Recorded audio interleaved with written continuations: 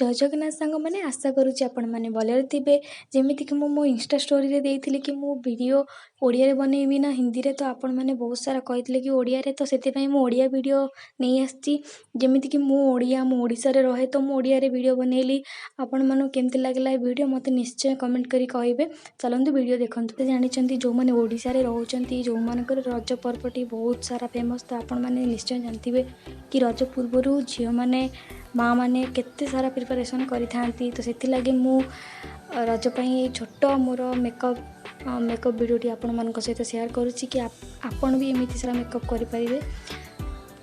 तो प्रथमे मुझे प्राइमर लगेली कहीं समर टी थाए से लगी प्राइमरटा लगेले ना एत सारा आम जो कहते ओपन पोर्स से भी क्लोज हो जाए थाए से लगी एटा प्राइमर लगेवाटा निहाती दरकार पूर्वर आपण फेस को मॉइस्चराइज करवा निहाती दरकार। देन मुझे पॉन्ड्स जो बेबी क्रीम लगेली तो यहीपरि भाव में मो फेस रे बेबी क्रीम को अप्लाई कर नहीं डट डट भाव में।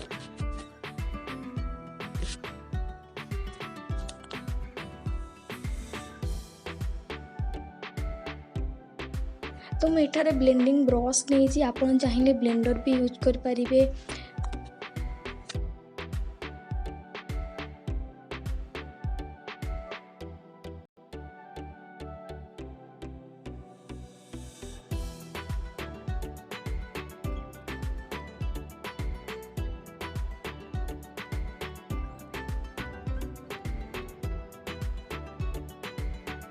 नेक्स्ट मु एठारे ब्लू हेवन रो कॉम्पैक्ट पाउडर नहीं आपन चाहिए आपन फेवरेट कॉम्पैक्ट पाउडर भी नहीं पारिबे। मोर फुल फेस रे एटा अप्लाई कर नहीं।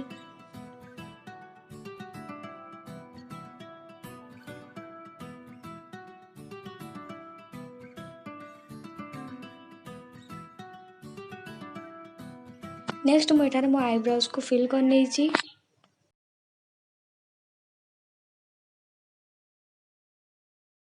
नेक्स्ट मु मोर एठारे आई पैलेट को नहीं मो आई मेकअप स्टार्ट कली।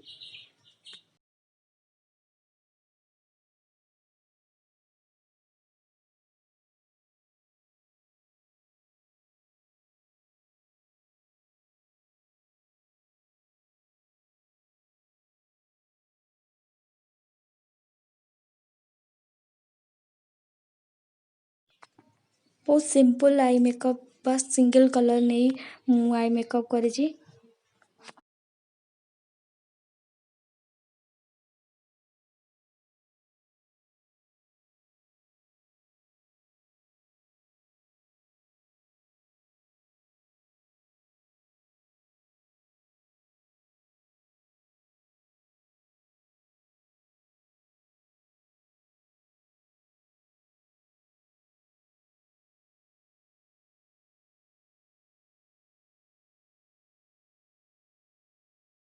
सेम आई शैडो पैलेट रो ब्लैक कलर को नहीं मु लाइनर टाइप रो आई यूज करूची।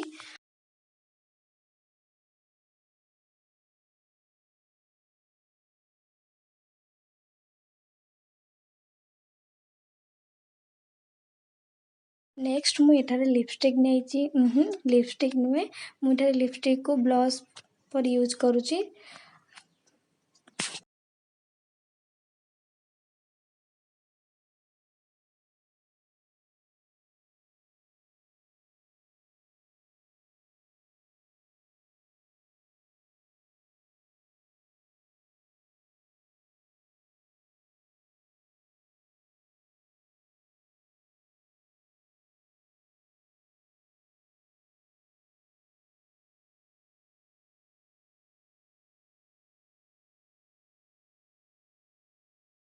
देन मु एठारे गोटे न्यूड कलर लिप लाइनर साहाय्य मु लिप को लिपस्टिक लगाऊची।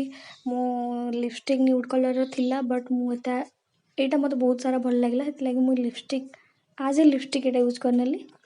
नेक्स्ट मु एठी हाइलाइटर नहीं बहुत ही कम एटा यूज करबी काहे कि ना मते एते सारा हाइलाइटर बहुत सारा पसंद नुहे।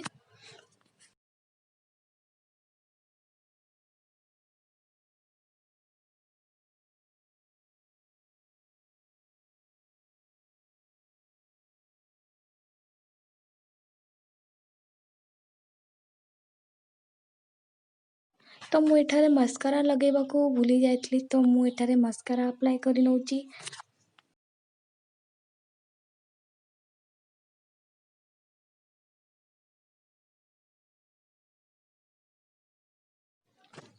ବାସ୍ ମୁଁ ଏଠାରେ ଗୋଟେ ବ୍ଲାକ୍ କଲର୍ ପିନ୍ଧି ନେଲି। ବାସ୍ ମୁଁ ମୋର ଲୁକ୍କୁ କମ୍ପ୍ଲିଟ୍ କରିଦେଲି, ଆପଣମାନେ ଦେଖିପାରୁଥିବେ।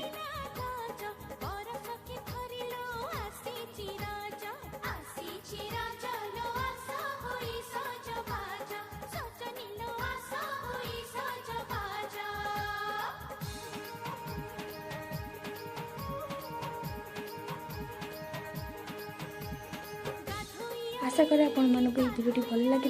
जदि भल लगी थाए तो आपको एतिक अनुरोध जे आपण मैंने वीडियो को लाइक करूँ और मो चैनल को सब्सक्राइब करूँ। मो channel style and tips by Odia झियो चैनल को बहुत सारा सपोर्ट करूँ। धन्यवाद।